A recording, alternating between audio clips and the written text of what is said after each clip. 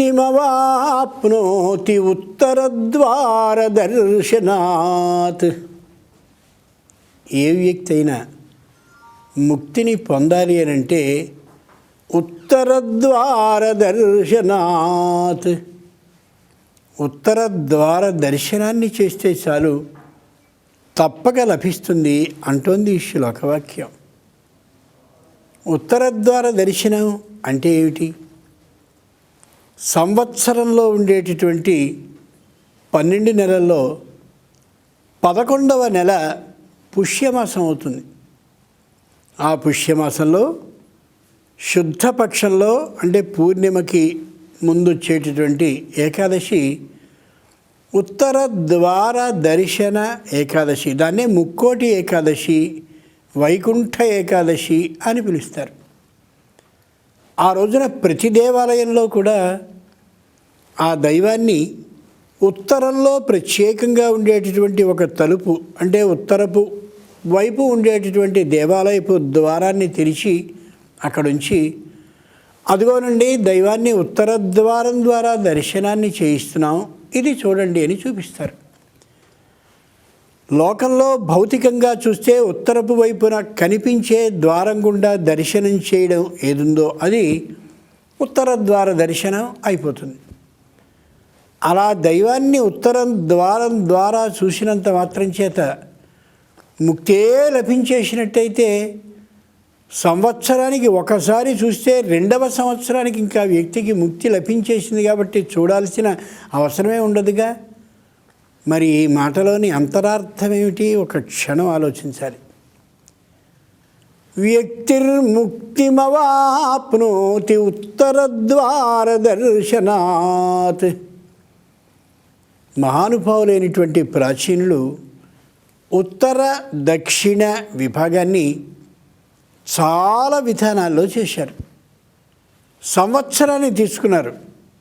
దీంట్లో ఉత్తరాన్ని దక్షిణాన్ని వేరువేరు చేద్దాం, ఉత్తరం పవిత్రం దక్షిణం అపవిత్రం అని లెక్కేద్దామని నిర్ణయించుకున్నారు. అంచేతనే సంక్రమణం ఏదైతే ఉందో అంటే మకర సంక్రాంతి ఏ జనవరి 15 వస్తుందో అక్కడి నుండి జూలై 16 వరకు ఉండేటటువంటి భాగాన్ని ఉత్తరాయణము అన్నారు. ఆ జూలై 17వ తేదీ నుండి మళ్ళీ జనవరి 14 వరకు ఉండేటటువంటి ఆ భాగాన్ని దక్షిణాయనము అన్నారు. కాబట్టి కాలంలో ఉత్తరాయణ దక్షిణాయన విభాగాన్ని చేశారు. అలాగే వ్యక్తి శరీరంలో కూడా ఉత్తర దక్షిణ విభాగాన్ని చేశారు వాళ్ళు. అత ఊర్ధ్వం పురుషస్య నాభ్యైమేధ్యమవాసీనమేధ్యం వేదమంత్రం చెప్తుంది. నాభి అంటే బొడ్డు దగ్గర నుండి తల వరకు ఉండేటటువంటి భాగాన్ని ఉత్తరాయణం అన్నారు. నాభి అంటే బొడ్డు దగ్గర నుండి పాదాల చివరి వరకు ఉండేటటువంటి భాగాన్ని దక్షిణాయనం అన్నారు. అయనము అంటే తెలుసుకోవడం అని అర్థం. ఇది ఉత్తర భాగం అని తెలుసుకో, ఇది దక్షిణ భాగం అని తెలుసుకో. ఉత్తరం పవిత్రం, దక్షిణం అపవిత్రం అని కదా ఒక నియమం. కాబట్టే బొడ్డు దగ్గర నుండి తల వరకు ఉండేటటువంటి శరీర భాగాలు అన్నిటికీ కూడా లోహాలకి రాజు అయినటువంటి బంగారపు ఆభరణాలనే ధరించాలి అన్నారు.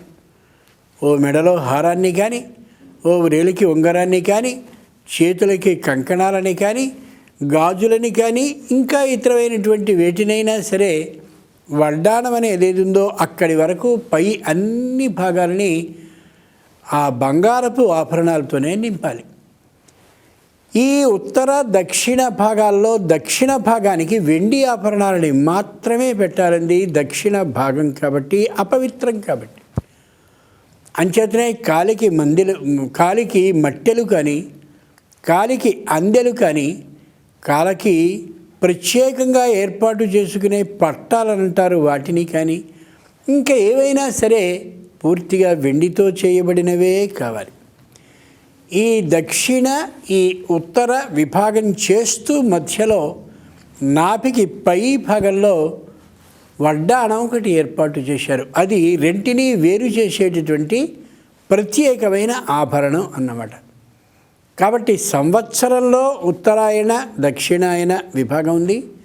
శరీరంలో ఉత్తరాయణ దక్షిణాయన విభాగం ఉంది. అలాగే రోజులో కూడా దక్షిణ ఉత్తర విభాగం ఉంది. రోజులో సూర్య ఉదయం నుండి మధ్యాహ్న కాలం ఏదైతే ఉందో అదంతా ఉత్తర భాగం, పవిత్రమైన భాగం. అదే రోజులో మధ్యాహ్నం నుండి సాయంత్రం వరకు ఉండేటటువంటి భాగం ఏదైతే ఉందో అది దక్షిణ విభాగం. అంచేతనే శుభ కార్యక్రమాలన్నీ కూడా 12 గంటలలోగానే ఏర్పాటు చేస్తారు. ఆ అశుభ కార్యాలు అని అనిపించేవి ఏవైనా కానీ ఉన్నట్లయితే అవి ఆ మధ్యాహ్న కాలం నుండి సాయంకాల భాగంలో ఏర్పాటు చేస్తారు. ఈ ఉత్తర దక్షిణ విభాగాన్ని సంవత్సరంలో చేశారు, అలాగే రోజులో చేశారు, శరీరంలో చేశారు. ఇదే విధంగా ఉండేటటువంటి ఉత్తర దక్షిణ విభాగాన్ని మరో తీరుగా శరీరానికి చేశారు. ఎలాగా? ఈ శరీరానికి తూర్పు ముఖము అన్నారు. శరీరానికి తూర్పు భాగం ముఖం. అంచేతనే ఏ తూర్పున సూర్యుడు ఉదయిస్తూ కనిపిస్తాడో అలా ఈ ముఖానికి నడుమ అంటే నొసటికి 2 కనుబొమ్మల మధ్య ప్రదేశంలోనూ సూర్యుని ఉదయాన్ని సూచిస్తూ నీ శరీరానికి ఇది తూర్పు అనే విధానాన్ని తెలియచేస్తూ ఇక్కడ తిలకధారణం బొట్టుని సూర్యుని ఆకారంలో గుండ్రంగా ఉండేలా ఎర్రగా ఏర్పాటు చేయాలన్నారు. కాబట్టి శరీరానికి తూర్పు ఇది. తూర్పుకి కుడివైపుగా ఉండేటటువంటి భాగం దక్షిణం. కాబట్టి ఇదిగో ఇక్కడి నుంచి కుడివైపు భాగం అంటే పాదాల క్రింది భాగం, అదిగో అది దక్షిణం. తూర్పు దక్షిణం. దక్షిణానికి మళ్ళీ కుడివైపు ఉండేటటువంటి భాగాన్ని పశ్చిమం అన్నారు. అంచేత పాదాల నుంచి కుడివైపుకు చూస్తే వీపు భాగం పశ్చిమం అవుతుంది. చేతనే వెనుక కానీ చూపించినట్టయితే అంటే వీపును చూపించినట్టయితే పరాజితుడు ఓడిపోయిన వాడే అని నిర్ణయించాలన్నారు. ఆ పశ్చిమానికి కుడివైపు భాగాన్ని చూస్తే ఇదిగో ఇది ఉత్తరం అవుతుంది. అంటే ఇప్పుడు శరీరానికి ఉత్తరం ఏది అని ఆలోచిస్తే ఈ శిరస్సు అయింది. ఉత్తరద్వార దర్శనాత్. ఈ ఉత్తరంలో ఒక ద్వారం ఉంది అని కనుక్కున్నారు మహర్షులు. ద్వారము అంటే ద్వే అరే యస్య తత్ ద్వారం. 2 అరలు అంటే 2 సగాలు ఏర్పాటు అయినటువంటి 2 తలుపులు ఏర్పాటు చేయబడినటువంటి ఓ ప్రదేశాన్ని ద్వారము అంటారు. ద్వి అర. నిజంగా యణాదేశ సంధి చేత ద్వ్యర కావలసి వచ్చిన వ్యాకరణ సూత్రం చేతది ద్వారము అవుతుంది. కాబట్టి ఈ శిరస్సు యొక్క మధ్య భాగంలో ఒక ద్వారం ఉంటుంది. అది మనం గమనించుకోగలగాలి. ఈ శరీరానికి ఇది ఉత్తరం కాబట్టి ఈ ఉత్తరంలో ఉండేటటువంటి ద్వారం అంటే ఈ సహస్రారం మధ్య ప్రదేశంలో ఉండేది, అది ఉత్తర ద్వారం అవుతుంది. ఈ ఉత్తర ద్వారాన్ని ఎవరు తెరవగలరు? ఎలా తెరుచుకుంటుంది? వివాహంలో జీలకర్ర బెల్లాన్ని పెట్టి అదిగో ఆ ఉత్తర ద్వారాన్ని తెరుచుకునేలా చేసి వధూవరులు ఒకరి యొక్క 2 కనుబొమ్మల మధ్య ప్రదేశాన్ని వేరొకరు చూస్తూ ఉంటే తత్ ద్వారా వెళ్ళే ఆకర్షణ శక్తి ఇలా ఈ సహస్రారం మధ్యలో ఉండేటటువంటి ద్వారాన్ని తెరిపిస్తుంది జీలకర్ర బెల్లం పెట్టడం ద్వారా అని చెప్పారు ప్రాచీనులు. కాబట్టి ఏమవుతుంది?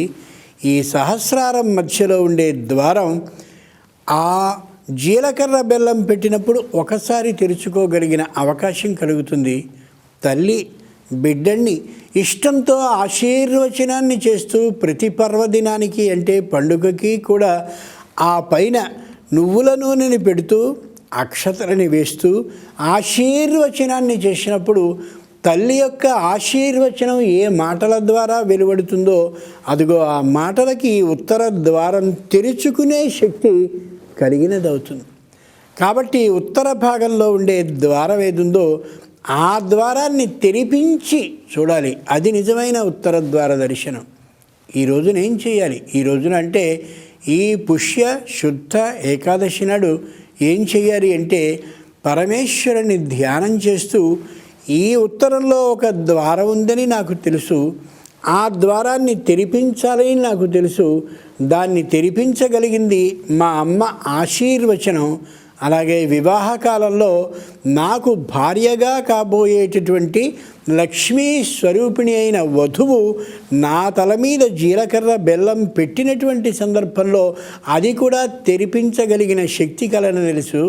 ఇప్పుడు నువ్వు అంటే పరమేశ్వరుడు అయిన నువ్వు నేను నిన్ను ధ్యానిస్తున్నటువంటి సందర్భంగా ఈ ధ్యానం ద్వారా నా ఉత్తర ద్వారాన్ని అలా తెరిచి దానిలో నువ్వు నాకు దర్శనం ఇవ్వవలసిందని ప్రార్థించినట్టయితే ఈ ఉత్తర ద్వారం మనం దర్శించేలా అవుతుంది. అంటే ఏం చేయాలి? పరమేశ్వరుడికి సంబంధించిన ఏదో ఒక శ్లోకాన్నో పద్యాన్నో కీర్తననో మరొకదాన్నో సంపూర్ణమైనటువంటి ఇష్టంతో 2 కనులు మూసుకుని ధ్యాన స్థితిలోనికి కానీ వెళ్ళి అలా ఒకసారి ఇక్కడ పరమేశ్వరుడు ఉన్నాడనే ఊహతో కానీ చూస్తే నిశ్చయంగా ఉత్తర ద్వార దర్శనం అవుతుంది. ఆ దర్శనానికి అనుగుణంగా ముందు ద్వారం తెరుచుకుంటుంది. మేఘశ్యామం పీతకౌశేయవాసం శ్రీవత్సాంకం కౌస్తుభోద్భాసితాంగం పుణ్యోపేతం పుండరీకాయతాక్షం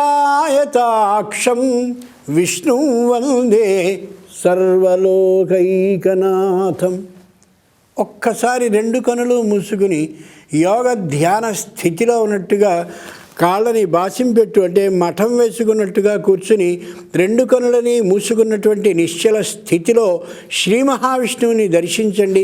ఉత్తర ద్వారం తెరుచుకుని దానిలో ఉన్నట్టు మేఘశ్యామం. ఓ పరమేశ్వరుడా, నువ్వు నీలి మేఘం ఆకాశంలో ఎలా ఉంటుందో అలా ఈ ముఖం దగ్గర నుండి ఈ బొడ్డు భాగం వరకు నీలిమేఘపు రంగు శరీరాన్ని ధరించావా?